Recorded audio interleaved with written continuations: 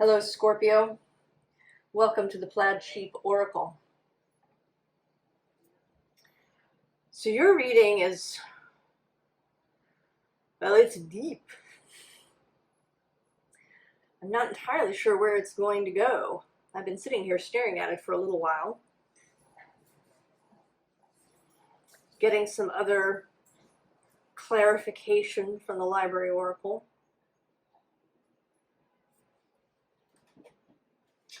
So we'll see where we go. We begin with this child card. It says openness, wonder, joy. And I think this isn't necessarily, the easy way to go is to say your inner child, but I don't think that's quite right. I think this is that aspect of you that is the wider self. The part that is absolutely open to joy and wonder. You know, your inner child certainly probably wants to play and to have other things, but the inner child has baggage. And this particular energy has no baggage.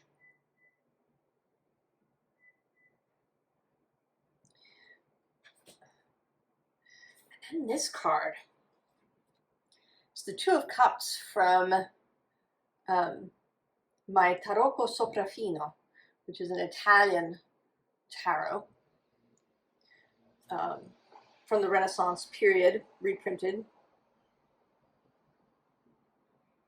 And like all of those tarot decks before the Waite Smith, the minor arcana have pip cards, right? There's no people in these. There's just the cups or the wands or the pentacles.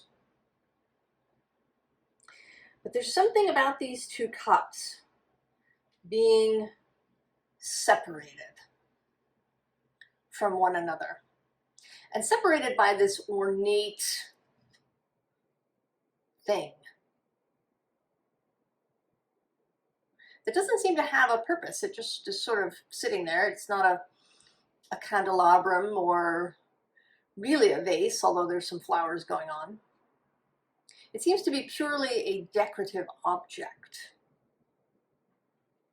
an elaborate decorative object separating these two cups. So there's something here about aspects of yourself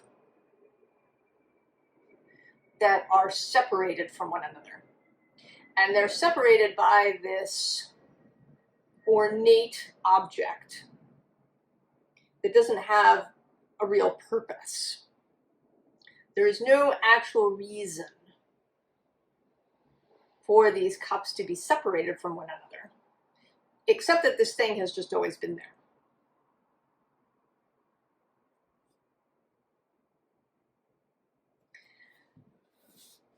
And, you know, one cup belongs to this child energy. And then the other cup, I think, is your conscious self. I didn't really get a card to represent that fully. I think that sort of a good part of the reading is meant to represent this slot, this space that is the other cup. And when we start with this grumpy silicon person, and right below him is this charming sodium offering him a ball, and he's not having it. Grumpiness, I mean, you know, there's a gold ball over here that he's kind of concealing and doesn't seem to be into sharing. But he also doesn't want to take this ball that sodium is offering.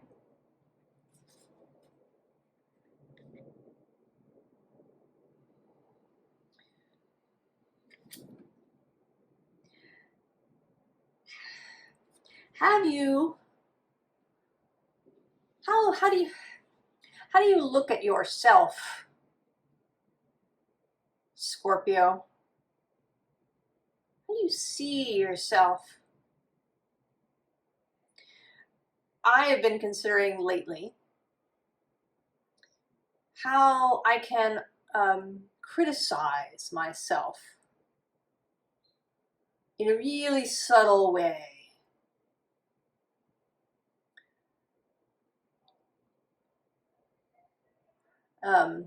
It isn't always that, I have this actual dialogue in my head that says, you really made a mistake, you did a terrible job, blah, blah, blah, blah, blah. I think that certainly does happen. But I think that often the criticism can be really subtle.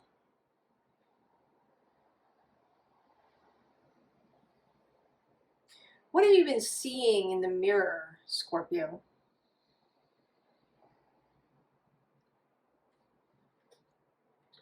When you look at yourself?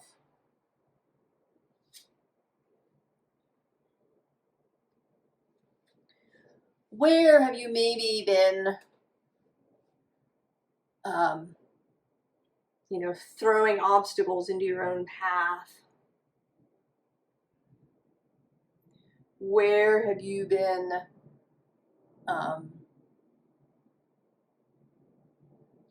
critical? Where have you been throwing things at yourself? Targeting yourself? Perhaps in subtle ways.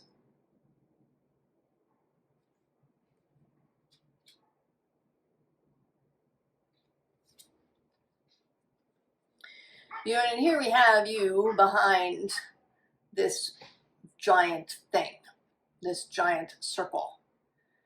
And then there's this other cup that's doing something magical, right? This magical, I want to say genie-like smoke is coming out of this other cup, but you cannot see it. You hold the cup, but you're not seeing what's actually going on.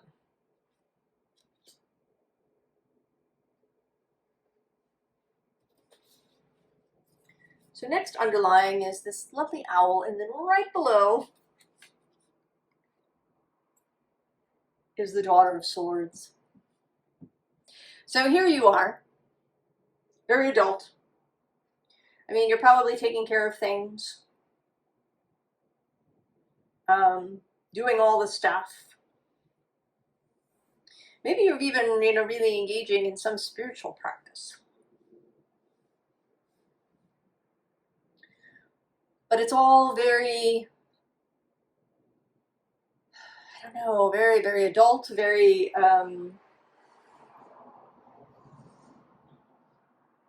very restricted, very much in a box. It's a bit like having a lot of wealth, but having, really restricting the flow of that wealth.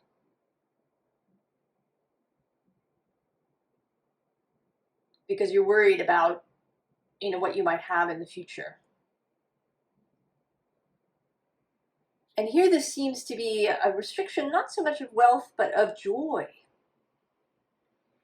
of wonder.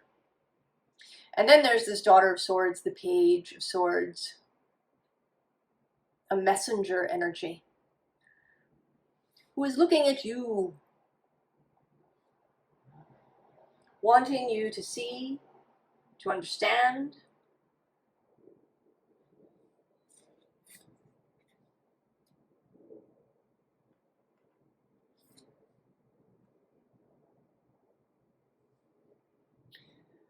And so we have the Emperor. And it's interesting, this is traditionally Aries. And the holder of Aries, holder, I'm still looking for a right word that isn't ruler. or dispositor, which sounds kind of clinical. The guide, the steward of Aries is Mars. And he is also the steward of Scorpio, traditionally. In my mind, and I think in many astrologers' minds, Scorpio is a co-rulership between Mars and Pluto.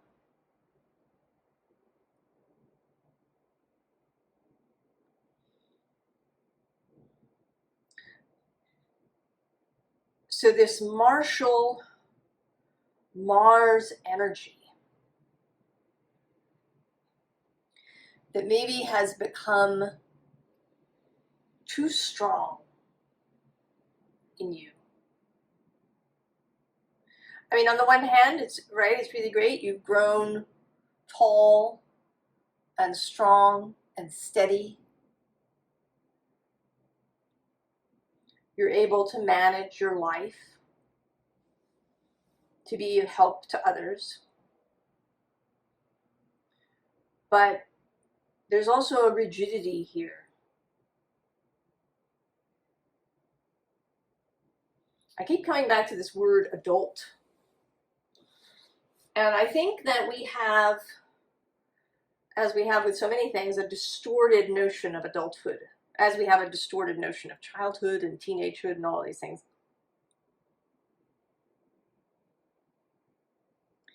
That makes us rigid. That creates this barrier. 10 of Wands. Within us. That is a barrier to that heart energy. That wants to play. That is filled with wonder. That wants to explore, do interesting things. Make friends with new people. See new possibilities running rather than running on the same rails that we've been running along.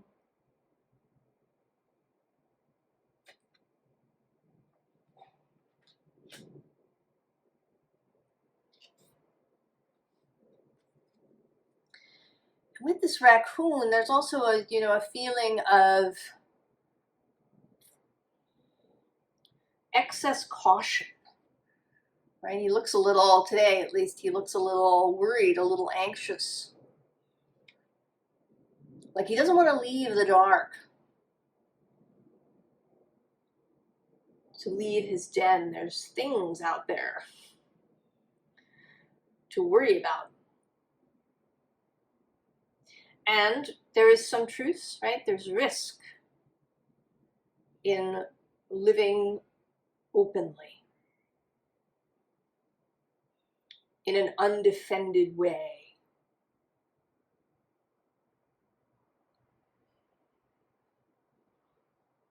There are risks.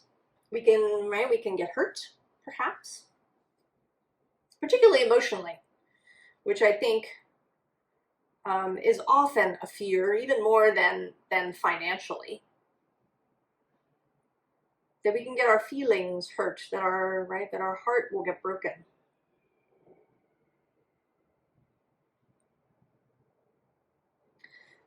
And so we may separate ourselves from that cup.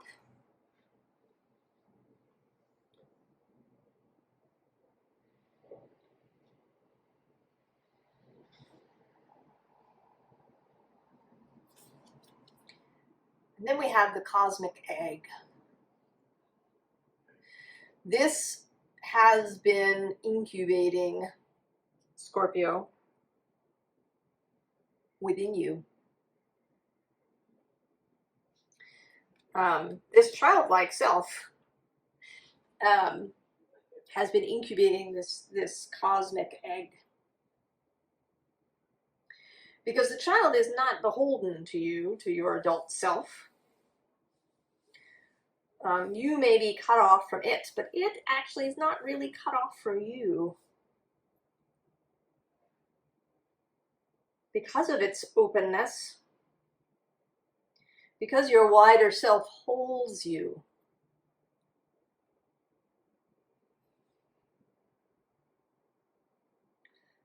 Your wider self has its own sovereignty.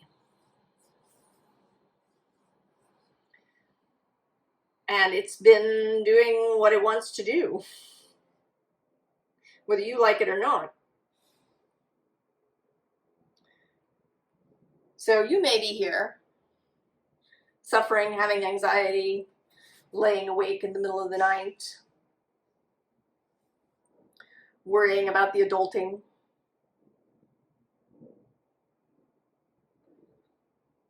cutting yourself off from the joy and the wonder of the universe.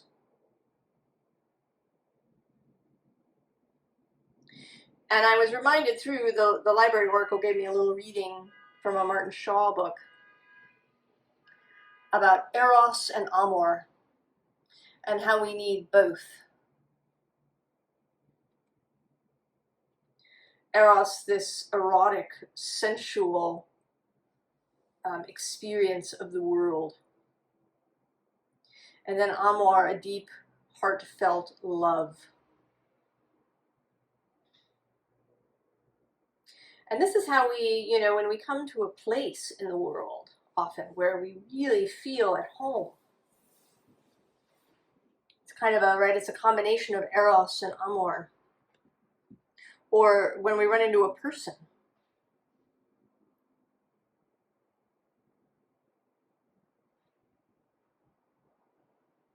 That we want to spend the rest of our life with. This Eros and Amor. And right underneath your self-torturing is the Beginnings card, the Fool in this deck. Ready to go.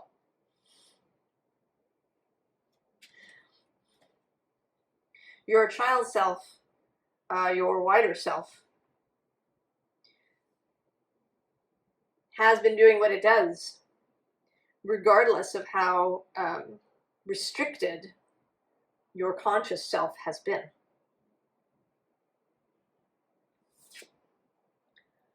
Seeing the multiplicity of possibilities, not as a problem, but as a joyful opportunity.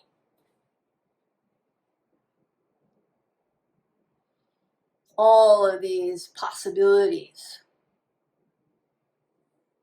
exploring them, getting interested. And I think your wider self has also been working to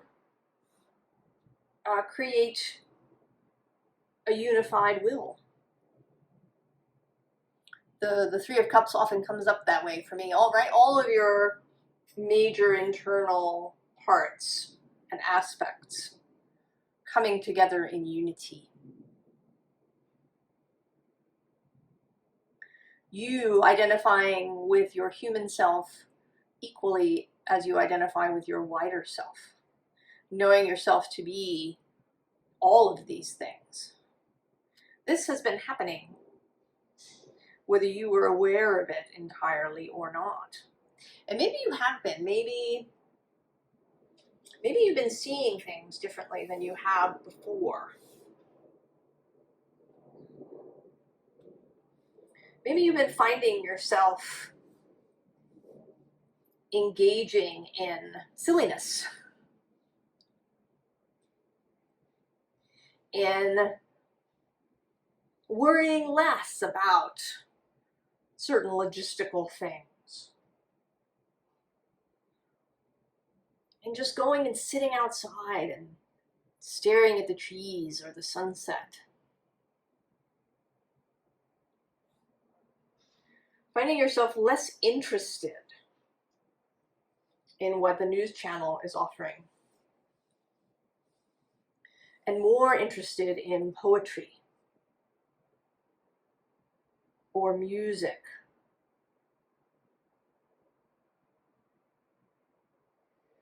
or art in some way.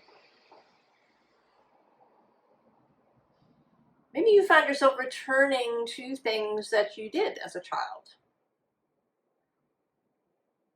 Maybe you drew pictures, or you modeled plasticine, or you pressed flowers.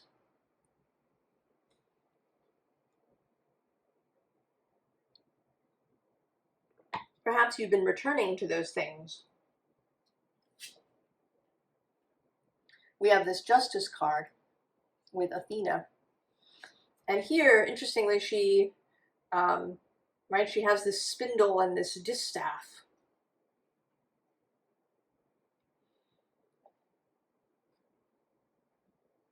And she's actually, Athena is often depicted in armor, but here she's in this flowing gown made of flowers.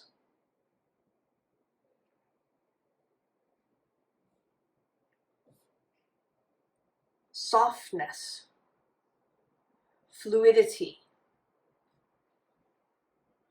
art and craft, the mind ranging to places that it hasn't gone before. Maybe you've been having ideas, perhaps you've been receiving some downloads, and you're wondering what that's about. And I say that it is your wider self making its move.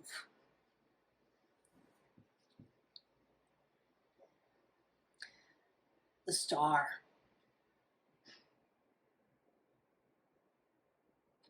The beautiful guide within. Healing.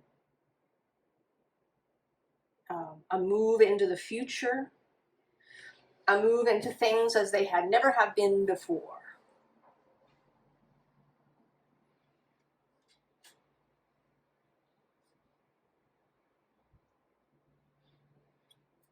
And so we have the Magician.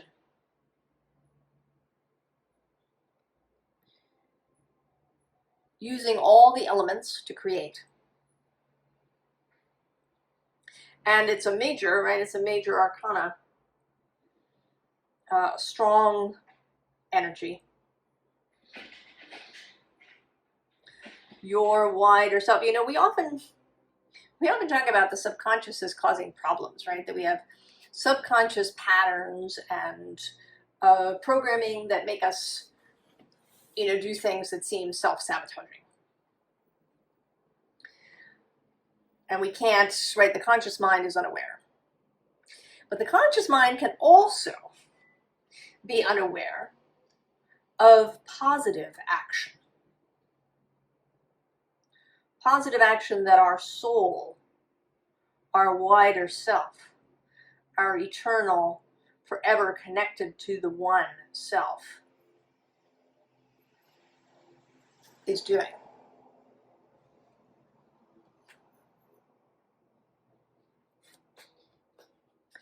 And now, there is an invitation for you to remove this ornate thing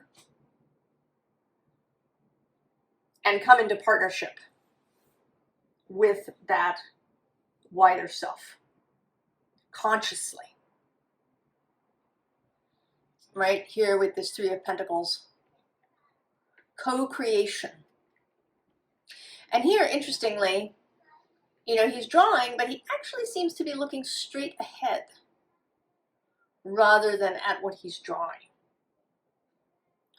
So for me, this card is often, and it is today, about this kind of channeled or inspired creativity. Kind of automatic writing or automatic drawing or, automatic whatever it may be.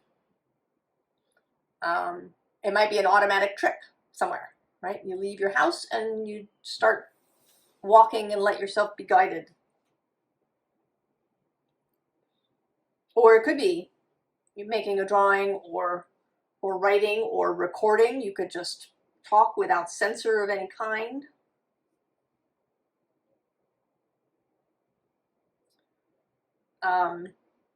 There's Julia Cameron's practice of morning pages, where you handwrite 3 pages of whatever your mind wants to dump in the morning.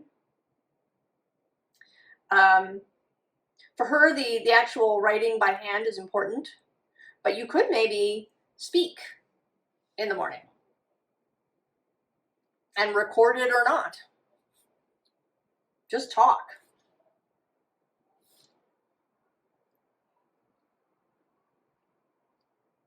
See what comes up. Allow yourself to be open. You know, maybe it's a shamanic journey or self-hypnosis to allow things to come through. Other kinds of divination, scrying. Any way that you have to remove this barrier, to open the door to what wants to come through. And we have this 8 of Cups, which is an interesting 8 of Cups. He's not leaving, he's working on his cup.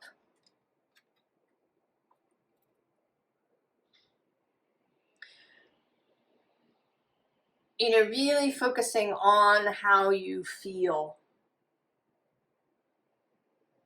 And I would say on both the Eros and the Amor, how you feel in your body.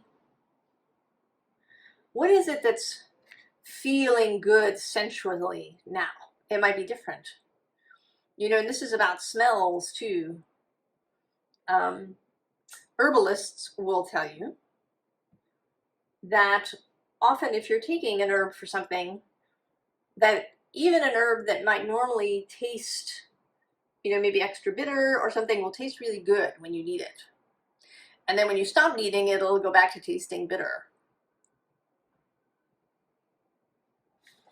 So that your body knows what it needs and will you know, send you signals of pleasure when it receives what it needs. And it might be food, it might be some particular place in nature, it might be walking barefoot on the earth, it might be you know, reading a fun book that just makes your body feel really good. And then also, what do you love? What do you feel, you know, deep love for, great affection for? What is arousing your love?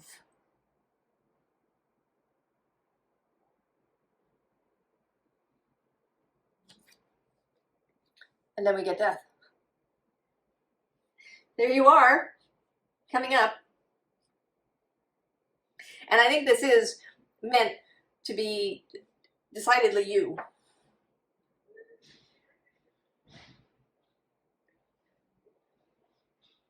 You in an expanded form. You knowing your own self. You crossing the veil, crossing that perhaps border between yourself and your brilliant cosmic self. So, advice. Naturally, the Ace of Cups. What else? The Unified Cup.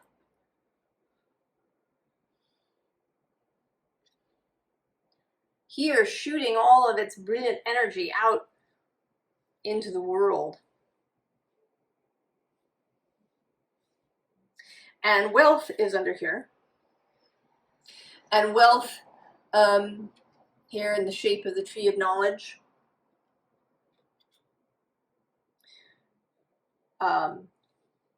Wealth in its broadest sense, physical as well as energetic, and wealth as flowing, not, you know, being rigidly maintained.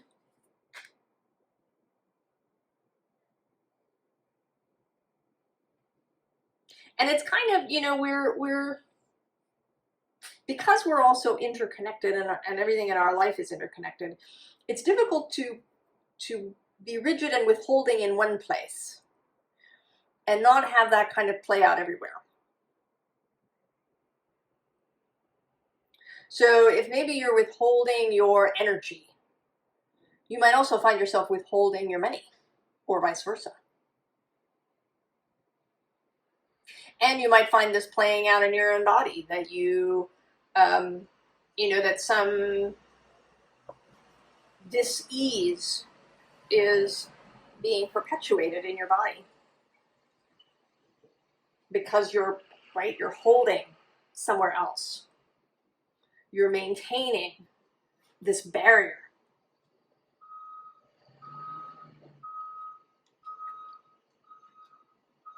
And so then we have success, the Six of Wands, or actually, no, I'm sorry, this is the Six of Discs. So this is, right, this expansive energy. The sharing with others, the joining up with your own soul, this feeling within you of expansion, of eros and amor.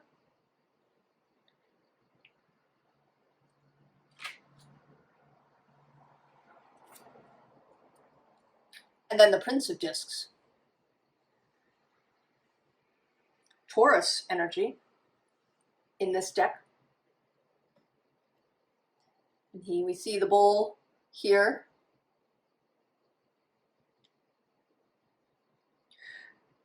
So Taurus energy in its most expansive and enlightened.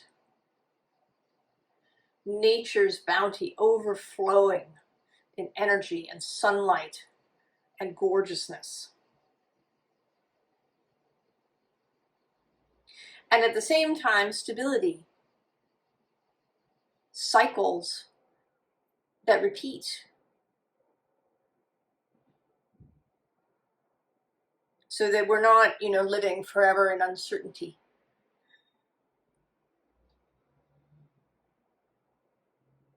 You know, we know that some things are sure, right? The sun will rise every morning. And because of those solidities, those certainties, we can allow ourselves to range in other ways. And here's the Six of Wands in victory.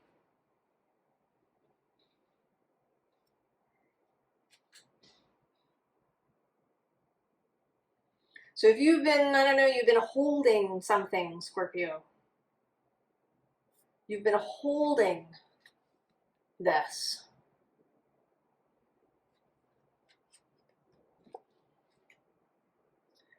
Keeping it close. Energy of all sorts. Your own laughter. Your own ease, your own joy, your own wonder. But now there's an opening. There's an opening as this cosmic egg hatches. Your wider self has you, holds you unequivocally.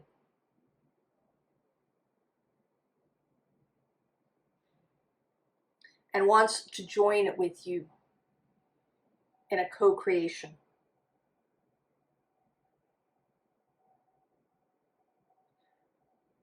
To join your cups.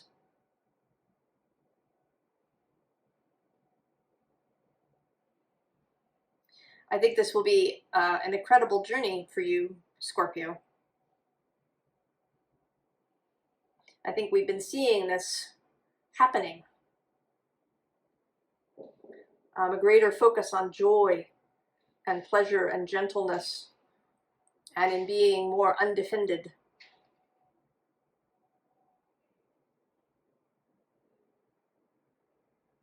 And that a new creation, a new co-creation is coming. I wish you all the very, very best, Scorpio. And I will see you next time. So long.